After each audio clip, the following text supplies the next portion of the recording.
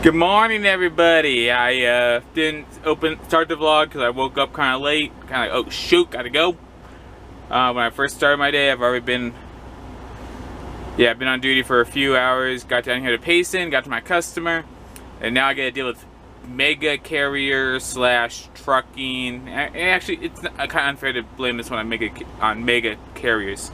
This one's trucking. I got to deal with trucking junk today. Whenever I pick up a load, there's a number. I just tell the customer, hey, I'm picking up number 1234 or whatever. This load came with number NA.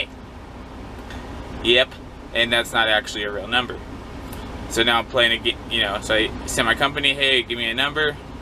I go inside, and they say to ask for this guy. I go in, I'm like, yeah, they told me I just have to ask for this guy. And the guy that I'm speaking to, he's like, yeah, that's me. It's like, you still need a number, don't you? He's like, yep. Okay. So here we sit, waiting to get my number situation figured out. So, yep, that's my day so far. I did confirm that I'll be splitting this load. They did not tell me where. Supposedly I have to be loaded and give them, the trailer number, seal number, all that fun stuff before they'll tell me where I'm splitting it. So it doesn't matter because the closest place I'll be splitting it is West Valley, which is like an hour away, our yard there. So we'll see what happens with that, but here I just sit and wait and enjoy the scenery. It's like 35 degrees outside. I pulled out my beanie for when I was outside walking around. A little chilly, but very beautiful, very scenic. Had a fun time last night with my friends, as always. They're making a big effort to convert me to Mormonism. I'm kind of at a point where I need to tell them we need to agree to disagree, or we're gonna have issues. Because I want to hang out with friends and have a good time, and like everyone we come across, for them, because it's almost like living in small town America, just about, where they know everyone. Like, no joke, my friend's mom was the one who picked me up. She got a phone call like 2 minutes later. Were you just in the parking lot at Walmart picking up a truck driver? Yep. Like that's their life down there.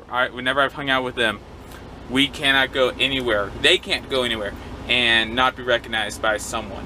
But anyway, so they're making these issues, and I talked to one guy about what heaven was like, and it's kind of like, and basically the biggest thing with church, like for me, my favorite part of church is the band. Like if you don't have a good band or decent band, I'll turn around and walk out. Like, I take that back. I'll stay through the entire service. I just wouldn't come back. And then they're trying to tell me that it's like, well, what's the point of that when there's no instruments or worship of that kind in heaven? And I couldn't think of it at the time, but I told the guy, give me your phone number, which he didn't do. I'm like, and sometime when I feel like talking about what heaven's like, we'll talk. But right now, I just want to relax, decompress, not have any discussions that are going to lead somewhere that I didn't really feel like going. Because generally, when you discuss Mormonism and how they're not, how do I say it, and the differences between what Mormons believe versus what the Bible says, I want to be polite about this. Those conversations, it's kind of like politics. You can go down a very bad road very quickly. And I've been down that road before with my friends years ago, and I guess they don't remember and they need a refresher. But no, there's a lot of Bible verses about praising Jesus with a whole variety of instruments that the LDS Church does not implement, if that makes sense. They don't use. So anyway, gonna sit here and wait. Enough of that. We'll see. Yeah. It's kind of funny though, because as long as I'm single, whenever I'm there, my friend's mom especially, always, we need to find you a good Mormon girl. Okay, cool. So I can convert her. Yeah. So, I mean, like, they're devout Mormons, and not just like, oh, I'm Mormon, I was baptized, I'm cool, and then go out and do their thing. Like, nah, they're hardcore devout Mormons. I'm also really confused on the special underwear thing. That part I don't understand at all. But anyway, for reals this time, I will let you guys know probably when I'm in a dock and how this situation, getting a number, unfolds. And I'm on a dock. I've only been here and off duty for an hour and a half. And finally on a dock. Just hit it. So yeah, just hanging out, wait for them to load me. I did get the confirmation. I am taking it up to our West Valley yard, which, just for fun. Oh, wait, never mind. I can't show you guys this because it'll show potentially what company, or give you a hint as to who I work for, and I don't want to advertise that. Okay, there we go. An hour and 17 minutes away. Whoa! So, yeah, gonna get loaded, drive to West Valley, and anything can happen. We have a customer in Clearfield that I was supposed to pick up 2 loads from yesterday at different points in the day. Both of them got removed from me. I think I told you guys about that. Maybe not, I don't remember. One of them going down to Laredo, Texas. Another one going to Cheyenne, Wyoming. So in other words, once I get up to West Valley, anything could happen. Maybe I pick up a preloaded trailer at the yard. Maybe I go to that customer in Clearfield and take freight wherever. I did pick up a load at that customer in Clearfield once, and it was going to like Kansas City, I think. But I dropped that in West Valley because I told them I was not going to drive it at all. They had to plead with me to just go pick that load up, and I was nice and did it. Yeah, didn't really get returned for that favor, but oh well. So yeah, just playing the waiting game. I am kind of hungry. Maybe I'll cook myself something. I don't know. But yeah, just gonna wait and listen to the radio, and I'll get loaded. Talk to you guys in a couple seconds. I've gotten this message. This load's destined to Canada, blah blah blah blah blah. Must call a specific phone number to talk about the Canada load. I have gotten that message accurately 25 times in the last 20 hours, probably. Before they even gave me this load, I told you guys that yesterday. It's like, I keep getting this message, but I don't have a load about this load going to Canada. And then, yeah, and then even though I'm splitting it, I'm still getting that message. It's annoying, because generally when there's a message, especially like right now, it's like, ooh, what's my next load? Oh, it's the Canada message. That sucks.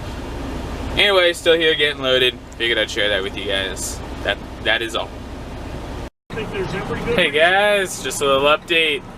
Making sure this is recording. Yep, okay, cool. Well, I'm not sure if I hit the button or not. I'm in my yard, so I can't really flash outside. Still keeping it a secret who I work for. Although I feel like I've given away a bunch of hints at different times. Like, I don't know. Anyway, I got my load delivered. Or, yeah, to my yard. I'm at the yard. Got my loaded. Everything on it checks out great.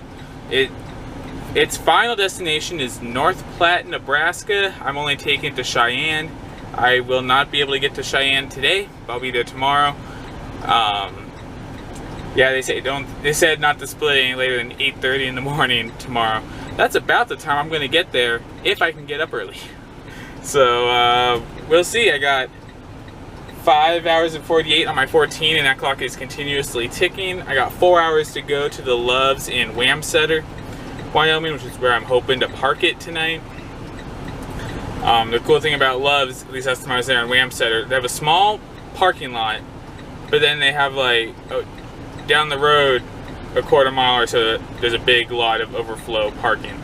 A lot of places on I-80 in Wyoming have parking situations like that in case it gets shut down this time of year. But weather should be good. Even if it's not, I got a heavy-ish load, so that'll help. I mean, I'm not going to be dumb. I want to live. I want to be able to post this video so you guys can see it.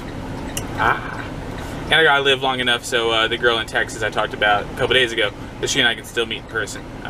We still talked every day since. It's been short conversations, but it's kind of better than things have ever been. Historically, when we talk, it'd be like one conversation a week. So far, we're 3 days in a row, I think. 2 days? Yeah, we're 3 days in a row. So we'll see what happens with that.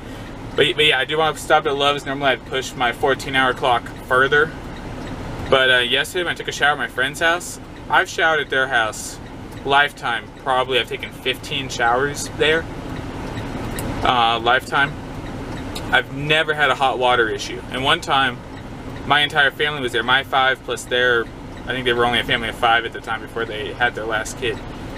And we never had hot water issues. Last night we had hot water issues, and I was the recipient of it.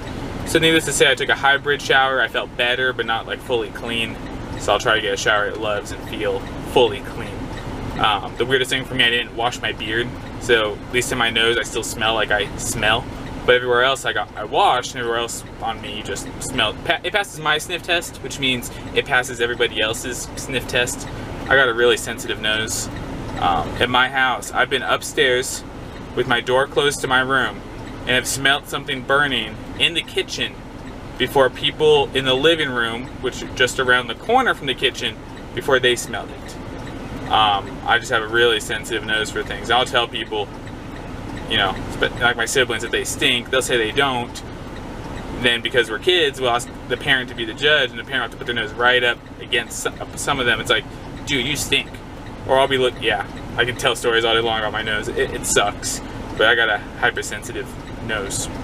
Anyway, I didn't mean for my siblings to sound bad or, you know, not hygienic. They're not the worst, but yeah, I'll leave it at that, I'll be honest. Anyway, that's it. I'm gonna get going. We'll see how things end up tonight, or today. Alright, thankfully I am not headed into the sun, westbound. I'm headed the other direction. But I stopped here at the TA in Fort Bridger, Wyoming. Basically only because I'm getting tired, and it's like I did not get much sleep last night at all, just because I wanted to get an early start today to beat Salt Lake City traffic. But also I realized I haven't had any real food all day. So there's a Taco Bell here. I mean, there's an argument if it's real food or not. I mean, I'm gonna go with a couple of soft tacos. I mean, you can't really fake lettuce, tomatoes. The beef is probably fake. The tortilla is pretty real. But just because it's cheap too, I'm trying to cut back on my eating out. Yeah, trying to save a little bit of money. So, yeah, just gonna go grab a couple of soft tacos, maybe a side of cinnamon twist. But I need to look at the calories on this too. I'm trying to watch my calorie intake as well. So, yeah, here's the view. Man, I'm glad I'm not driving west into that sun. That'd be brutal. Anyway, talk to you guys the next time I stop. Alright guys, end of the day, I got to the Love's in Wamsutter, Wyoming.